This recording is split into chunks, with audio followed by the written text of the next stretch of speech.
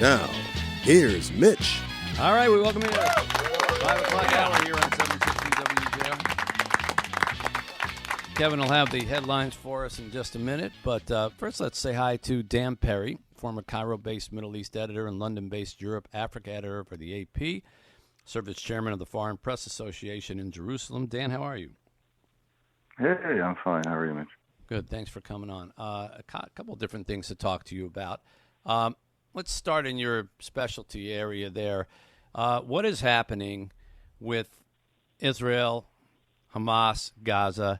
It seems that, the president came in, got into office, and all these announcements about we're going to make Gaza, the next best Trump hotel chain and everything. And now you don't hear anything except that it seems that Hamas is dug in. They're not accepting terms. Israel seems to be doing whatever it wants in Gaza. And very much like the Ukraine situation, a lot of promises at the beginning and then no end in sight now.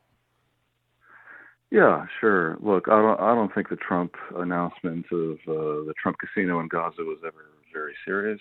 Probably beyond the general capricious nature of Trump, it was simply meant to shock the region to doing something different, which isn't so stupid because everything they've been doing had been ineffectual and leading to terrible outcomes. Right now, we're in a cul-de-sac where Israel says reasonably enough, I think, that we can't tolerate Hamas in power in Gaza anymore. And if Hamas are gone, that would be great for the Palestinians as well. But they have the hostages there. And because that means the prolonging of the war, it probably also means the sacrificing of the remaining hostages. And that is very unpopular in Israel because after a year and a half, where Israel's failed to basically destroy Hamas, it's had other achievements, but it failed to destroy Hamas, although it devastated Gaza.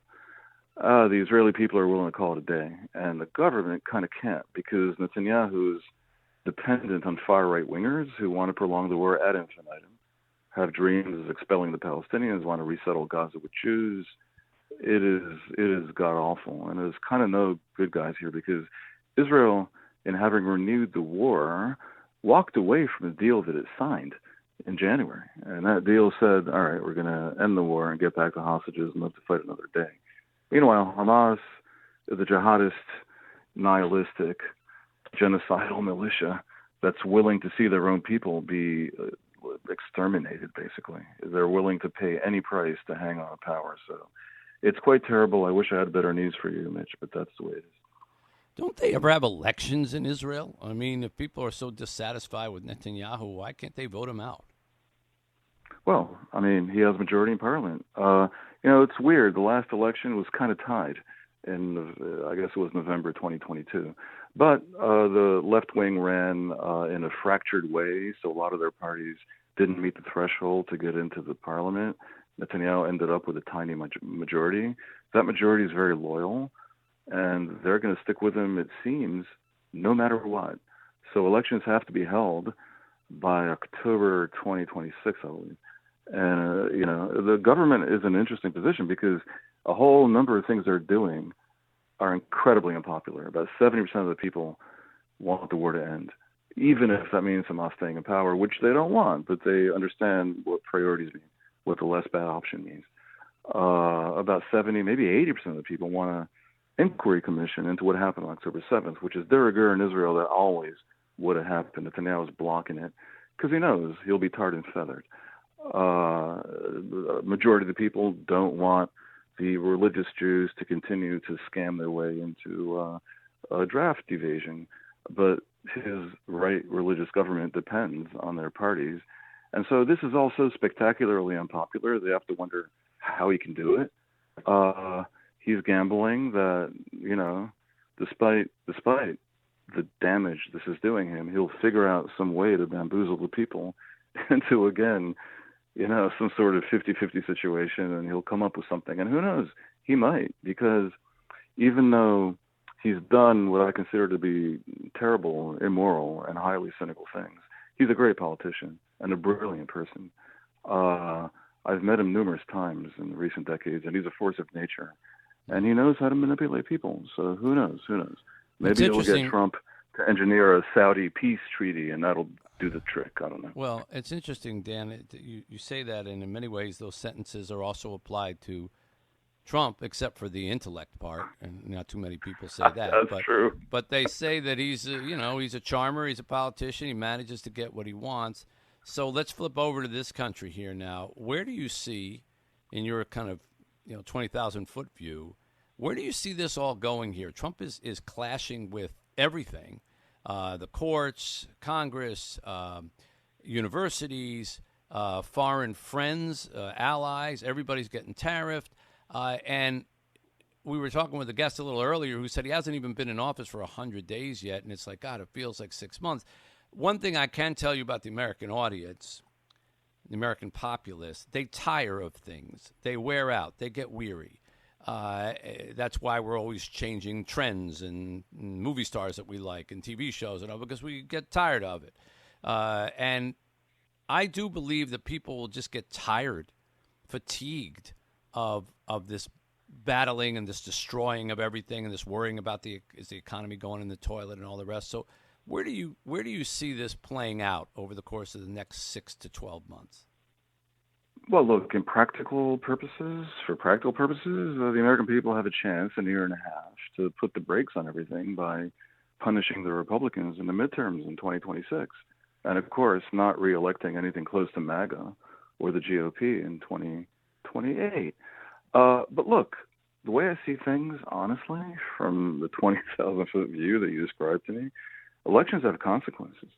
And voters are supposed to be cognizant of their system. And in the American system, the presidency is quite imperial, and there's almost no way to get rid of the person for 4 years. So those mistakes have consequences. And, there's a great line in Live and Let Die in 1973 James Bond movie, where Bond did something terrible to Mr. Big, and the henchmen say that kind of mistake is tough to bounce back from. This kind of mistake that the Americans made in November 2024 is, I don't know if they can bounce back from it, but I can tell you from abroad where I live, the damage that they can cause in 4 years or even in 2, until the midterms fix a little bit of it, is very, very consequential. I look at it, I must tell you, beyond the quotidian, on a holistic level, as something to do with the global tussle between liberal democracy and authoritarianism. And Trump is obviously an authoritarian, which is weird, because America, for the last 80 years, since World War II, when we set up the post-World War II order that gave the world so much stability and prosperity, America led the order of liberal democracy. And to Americans, the word liberal confuses them because it's become mutated to mean something like far left. But liberal democracy just means the government can't do anything it wants. The government can't just go in and decide, well, we were elected, so whatever we do goes, and we can kill anyone named Mitch or Dan. You can't do that, because there's individual rights, minority rights, freedoms of every kind, limits on the executive. Trump doesn't believe in that. And that's where we are. And when you have such people, they do everything they can to keep the public ignorant and compliant. And that's why elected authoritarians like Trump, but others also, Erdogan in Turkey, Netanyahu in Israel, by the way, and others, attack the judiciary, attack the media, attack the civil service, and call it the deep state, because they want ultimate power. Well, I'm thoroughly depressed and heading for a beer now. But I'm just the messenger. You're just a messenger. Well, you're an eloquent messenger, Dan. Dan Perry, former Cairo-based Middle East editor, and he's London-based African and Europe editor of the Associated Press, and writes for Substack now. Check them all out. Thank you, Dan. Always nice to have you on. Appreciate it. Thank you very much, Mitch. It's 760 WJR.